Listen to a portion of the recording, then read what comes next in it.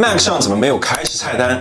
安装的软件都去哪儿了？Ctrl+C、Ctrl+V 为什么不是复制粘贴？相信刚换 Mac 的你有不少这样的疑惑，甚至有人大呼上当，一度想要退钱。退钱！哎，别着急，看完今天的视频，你就能对 Mac 和 Windows 的区别有个全面的了解。记得点赞收藏，慢慢观看。Windows 上的开始菜单是我们8090的集体记忆，通过点击开始，我们访问各种应用。然而在 Mac 上，菜单栏被移到了顶部，点击这颗苹果的 logo 可以进行各种系统的设置，包括开关机、查看系统信息等等。和 Windows 不同的是，这里没有应用程序，想要访问应用，则需要点击程序屋中的启动台，或者打开访达。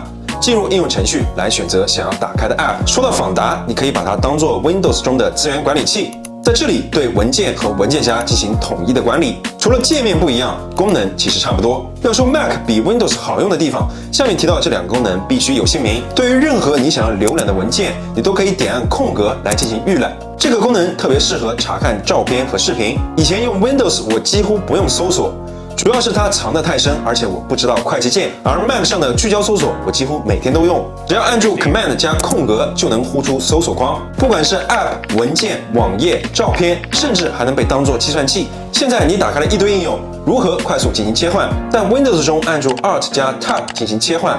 而在 macOS 中则变成了 Command 加 Tab。在 Mac 中如何关闭软件难倒了不少的新用户。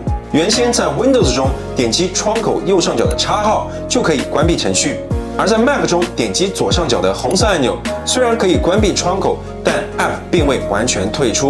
窗口关闭后，应用还在后台运行。想要完全关闭 App 有好几种方法：一是点击菜单栏中 App 的名称，点击退出；二是快捷键 Command 加 Q。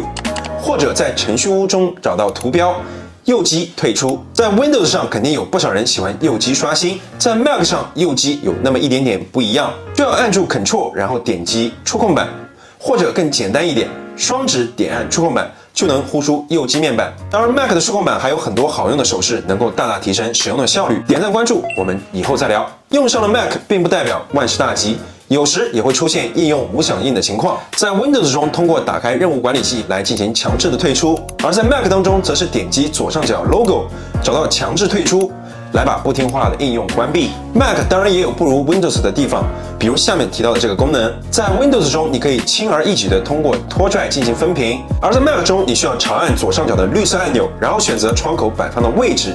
那如果想要实现拖拽分屏，则需要下载 Rectangle 这样的第三方软件。最后来回答视频开头的那个问题，复制粘贴不是 Ctrl+C 加 Ctrl+V， 而是 Command+C 加 Command+V。你学会了吗？更多 Mac 使用技巧，推荐你观看我的这期视频。本期视频就到这里，欢迎点赞、收藏、转发、关注大人，我们下个视频再见。